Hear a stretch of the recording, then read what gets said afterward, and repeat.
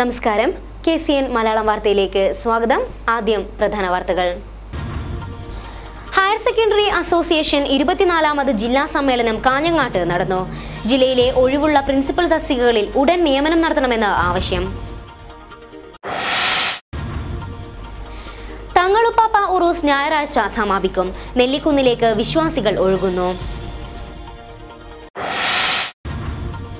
കളഞ്ഞുകിട്ടിയ 15 പവൻ തിരിച്ചേൽപ്പിച്ചു. രവിക്ക് അഭിനന്ദന പ്രവാഹം. ജീവിതം വഴിമുട്ടിയതോടെ പഠനം ഉപേക്ഷിച്ച് കൂലിപ്പണിക്കിറങ്ങിയ ശ്രീലതയ്ക്ക് തണലായി സേവാഭാരതി. മുന്നാട് നർക്കില പട്ടികവർഗ കോളനിയിലെ വിദ്യാർത്ഥിനികളായ ശ്രീലതയെയും നികന്യയെയും സേവാഭാരതി പ്രവർത്തകർ ഏറ്റെടുത്തു. വാർത്തകൾ വിശദമായി. ജില്ലയിലെ ഒഴിവുള്ള പ്രിൻസിപ്പൽ തസ്തികകളിൽ നിയമനം നടത്തണമെന്ന് ഹയർ സെക്കൻഡറി അസോസിയേഷൻ 24ാമത് ജില്ലാ സമ്മേളനം ആവശ്യപ്പെട്ടു. ഹോസ്ദുർഗ് ഹയർ സെക്കൻഡറി സ്കൂളിലാണ് സമ്മേളനം നടക്കുന്നത്.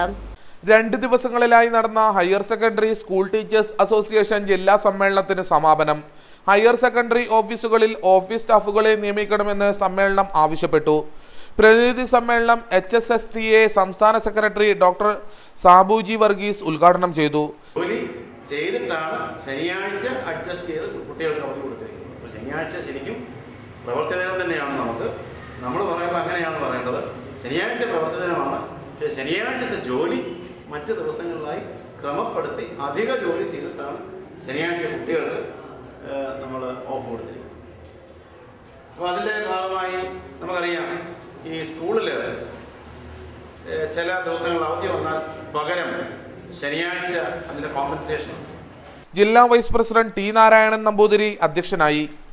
സമ്മേളനം അഡ്വക്കേറ്റ് TK സുധാകരൻ ഉദ്ഘാടനം ചെയ്തു. ഇരുളിലാണ്ട ലോകത്തിന് അറിവിന്റെ വെളിച്ചം പകർന്നു കൊടുത്ത രാജ്യമാണ് ഭാരതം. ലോകം മുഴുവനും വെട്ടിപ്പിടിക്കലിന്റെയും അക്രമത്തിന്റെയും തീവ്രവാദത്തിന്റെയും ഒക്കെ സാഹചര്യത്തിൽ ഞെരിപരി കൊള്ളുമ്പോഴും പ്രത്യാശയുടെ കിരണങ്ങൾ ലോകത്തിന് സാന്ത്വനത്തിന്റെ, സമാധാനത്തിന്റെ, ശാന്തിയുടെ കിരണങ്ങൾ പകർന്നു കൊടുത്തത് ഭാരതമായി. ഇന്നും ലോകത്തിന്റെ ഏത് ഭാഗത്തെടുത്താലും ബെൽറ്റ് ബോംബുകളും അതുപോലെ തീവ്രവാദ പ്രവർത്തനങ്ങളും നമ്മളെ ഞെട്ടിപ്പിച്ച സംഭവം സത്യത്തിൽ നമ്മൾ അനുശേഷിക്കേണ്ടതായിരുന്നു. പെഷവാറിൽ പാകിസ്ഥാനിലെ 150ഓളം കുഞ്ഞുങ്ങളെ അതിഭീകരമായി, ദാരുണമായി ഭീകരന്മാർ അവരുടെ ചട്ടുകമാക്കിക്കൊണ്ട് സ്റ്റൺ ഗണ്ണുകളിൽ നിന്ന് വെടിയുണ്ടകൾ തീർത്ത് ആ കുരുന്നു മക്കളെ കരിച്ചു കളഞ്ഞു എന്ന് പറയുമ്പോൾ ജില്ലാ പ്രസിഡന്റ് P. ശശിധരൻ അധ്യക്ഷനായി. N. സദാശിവൻ, M. ഗോവിന്ദൻ തുടങ്ങിയവർ സംസാരിച്ചു. ആത്മീയതയിൽ അലിഞ്ഞ 10 ദിനരാത്രങ്ങൾക്കൊടുവിൽ തങ്ങളുപ്പാപ്പ ഉറൂസ് നേർച്ച ഞായറാഴ്ച സമാപിക്കും. 10,000-ങ്ങളാണ് നെല്ലിക്കുന്നിലേക്ക് ഒഴുകുന്നത്. കഴിഞ്ഞ 10 ദിവസമായി നടന്നുവന്ന ഉറൂസ് കാസർഗോഡിന്റെ മണ്ണിന് ആത്മീയതയുടെ പുതിയ വെളിച്ചമാണ് പകർന്നത്. നാടിന്റെ നാനാഭാഗങ്ങളിൽ നിന്നായി ഓരോ ദിവസവും 10,000-ങ്ങളാണ് നെല്ലിക്കുന്നിലേക്ക് ഒഴുകിയത്. പാണക്കാട് സയ്യിദ് മുനവ്വറലി ശിഹാബ് തങ്ങൾ, പേരോട് അബ്ദുറഹ്മാൻ സഖാഫി, EP അബൂബക്കർ അൽഗാസിമി, പത്തനാപുരം വഹാബ് നഈമി, സിംസാറുള്ളക്ക് തുടങ്ങിയ നിരവധി പ്രമുഖരാണ് മതപ്രഭാഷണ പരമ്പരയിൽ സംബന്ധിച്ചത്. പരിപാടിക്ക് സമാപനം കുറിച്ച് 1,00,000-ലേറെ പേർക്കാണ് അന്നദാനം വിതരണം ചെയ്തത്.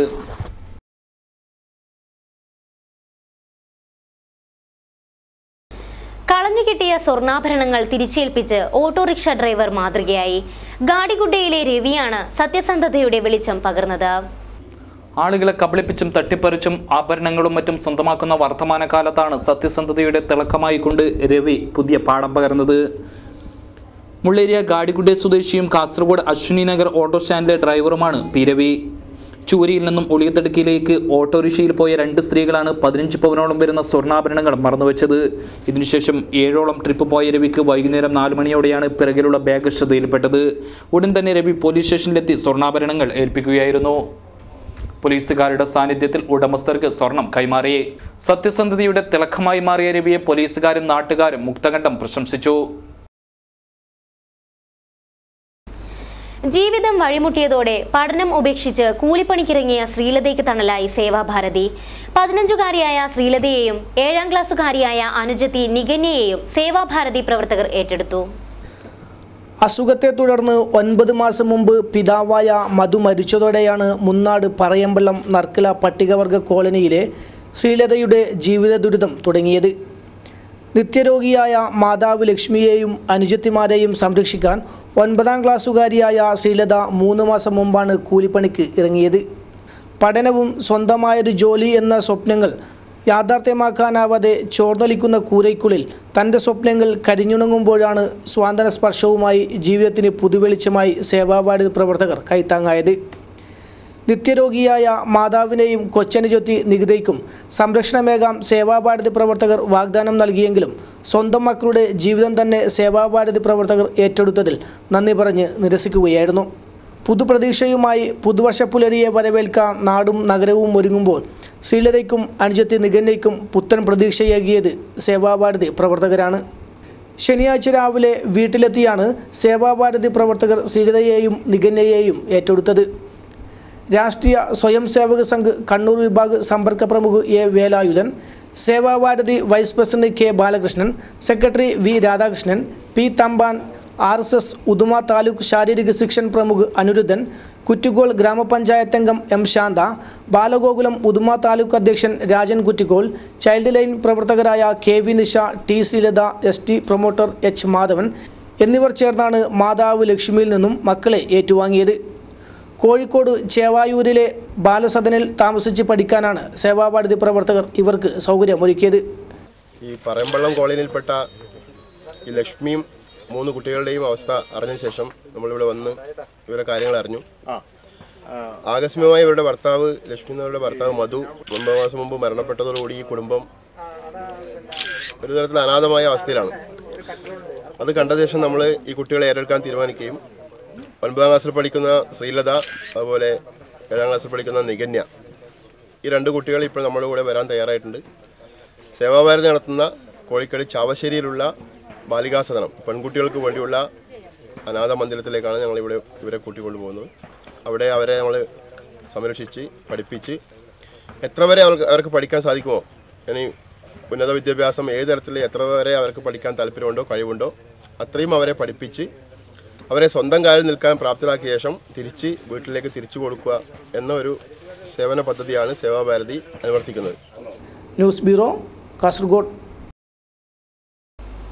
സ്റ്റുഡന്റ് പോലീസ് കേഡറ്റ്സിന്റെ ക്രിസ്തുമസ് അവധിക്കാല ത്രിദിന ക്യാമ്പിന് തുടക്കമായി. കാസർഗോഡ് ഗവൺമെന്റ് ഹയർ സെക്കൻഡറി സ്കൂളിൽ നടക്കുന്ന ക്യാമ്പ് നഗരസഭാ ചെയർമാൻ TE അബ്ദുള്ള ഉദ്ഘാടനം ചെയ്തു. ഉദ്ഘാടന ചടങ്ങിൽ CI TK Sudhakaran, Jose, Anithabai teacher, Suresh തുടങ്ങിയവർ സംബന്ധിച്ചു.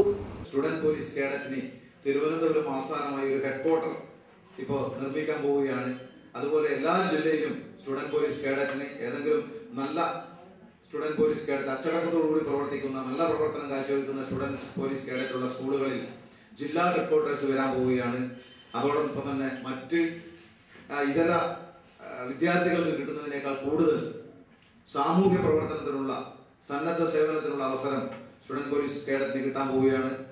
Juvenile justice, anti drugs awareness class, traffic ബോധവൽക്കരണം, വനസംരക്ഷണം, സോപ്പ് നിർമ്മാണം തുടങ്ങി വിവിധ തലങ്ങളിലുള്ള ക്ലാസുകൾ പ്രഗത്ഭരായ വ്യക്തികൾ കൈകാര്യം ചെയ്യും. News bureau, Kasaragod. കാസർഗോഡ് നഗരസഭാ പരിധിയിൽ SSLC+2 VHSC പരീക്ഷകളിൽ ഉന്നത വിജയം നേടിയ വിദ്യാർത്ഥികളെയും സ്കൂളുകളെയും അനുമോദിച്ചു. നഗരസഭാ വനിതാ ഭവൻ ഓഡിറ്റോറിയത്തിൽ നടന്ന പരിപാടി ചെയർമാൻ TE അബ്ദുള്ള ഉദ്ഘാടനം ചെയ്തു. അന്നൊക്കെ ആ കാലഘട്ടങ്ങളിലൊക്കെ ഫസ്റ്റ് ക്ലാസ് കിട്ടിയ കുട്ടികൾ തന്നെ ഒരു സ്കൂളിൽ ചിലപ്പോൾ 2-3 ആയിരിക്കും. പക്ഷെ കാലക്രമേണ വിദ്യാഭ്യാസത്തിന്റെ ഗുണനിലവാരം മെച്ചപ്പെട്ടു എന്ന് എനിക്ക് പറയാൻ പറ്റില്ലെങ്കിലും ഗവൺമെന്റ് വിദ്യാർത്ഥികളെ യാതൊരു പിശുക്കുമില്ലാതെ കുട്ടികളെ ഇങ്ങനെ പാസ്സാക്കി കൊണ്ടുവരുന്ന ഒരു രീതിയിലേക്ക് എത്തി. നഗരസഭ വൈസ് ചെയർപേഴ്സൺ താഹിറ സത്താർ അധ്യക്ഷത വഹിച്ചു. DPC അംഗം A അബ്ദുൾ റഹ്മാൻ മുഖ്യ പ്രഭാഷണം നടത്തി. G Narayanan, Abbas Beegum, Abdul Rahman Kunhu master, Ayishath Rumaisa Rafeeq, P Ramesh, M Sumathi, Rooparani, KP Vinayan, KP Dineshan, Saibunusa Aneef, B Fathima Ibrahim തുടങ്ങിയവർ സംസാരിച്ചു. കാസർഗോഡ് ജില്ലാ എംപ്ലോയീസ് എക്സ്ചേഞ്ചിലെ വൊക്കേഷണൽ ഗൈഡൻസ് വിഭാഗത്തിന്റെ നേതൃത്വത്തിൽ സൗജന്യ മത്സര പരീക്ഷാ പരിശീലനത്തിന് തുടക്കമായി. ഹോസ്ദുർഗ് സഹകരണ ബാങ്ക് ഓഡിറ്റോറിയത്തിലാണ് പരിശീലനം നടക്കുന്നത്. കാസർഗോഡ് ജില്ലാ എംപ്ലോയ്മെന്റ് എക്സ്ചേഞ്ചിന്റെ വൊക്കേഷണൽ ഗൈഡൻസ് വിഭാഗം ജില്ലയിലെ അഭ്യസ്ത വിദ്യരായ യുവതീ യുവാക്കൾക്ക് വേണ്ടിയാണ് തൊഴിൽ പരിശീലനം സംഘടിപ്പിക്കുന്നത്. വിവിധ മത്സര പരീക്ഷകൾക്കായി യുവതീ യുവാക്കളെ സജ്ജരാക്കുകയാണ് പരിശീലനത്തിന്റെ ലക്ഷ്യം.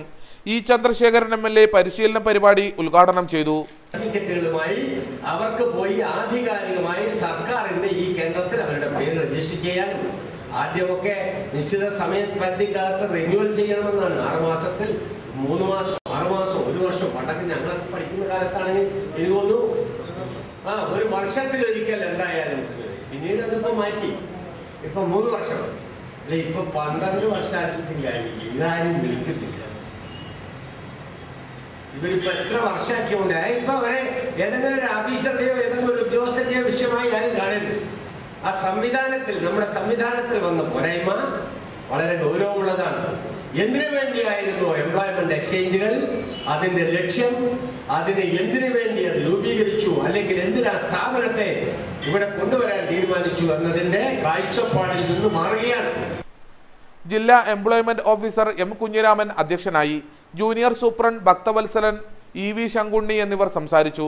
ജില്ലാ employment officer K. Abdul Rahman കുട്ടി സ്വാഗതം പറഞ്ഞു. ഇനി വാർത്തകൾ ചുരുക്കത്തിൽ.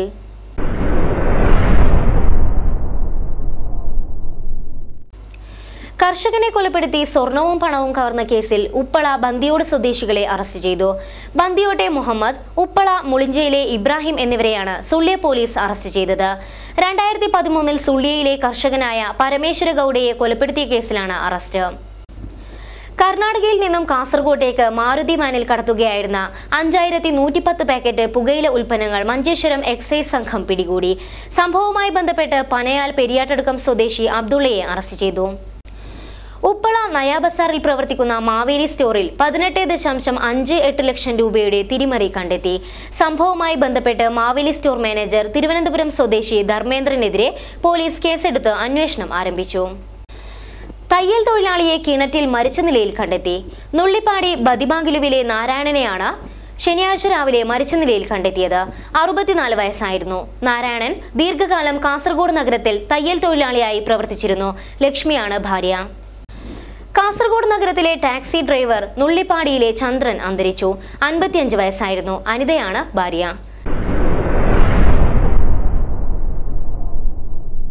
കാഞ്ഞങ്ങാട് ആനന്ദാശ്രമം റോട്ടറി സ്പെഷ്യൽ സ്കൂളിന് എയ്ഡഡ് പദവി നൽകാൻ നടപടിയെടുക്കണമെന്ന് ഉദുമ MLA K. കുഞ്ഞിരാമൻ ആവശ്യപ്പെട്ടു. റോട്ടറി സ്പെഷ്യൽ സ്കൂൾ വാർഷികാഘോഷ പരിപാടികൾ ഉദ്ഘാടനം ചെയ്യുകയായിരുന്നു അദ്ദേഹം.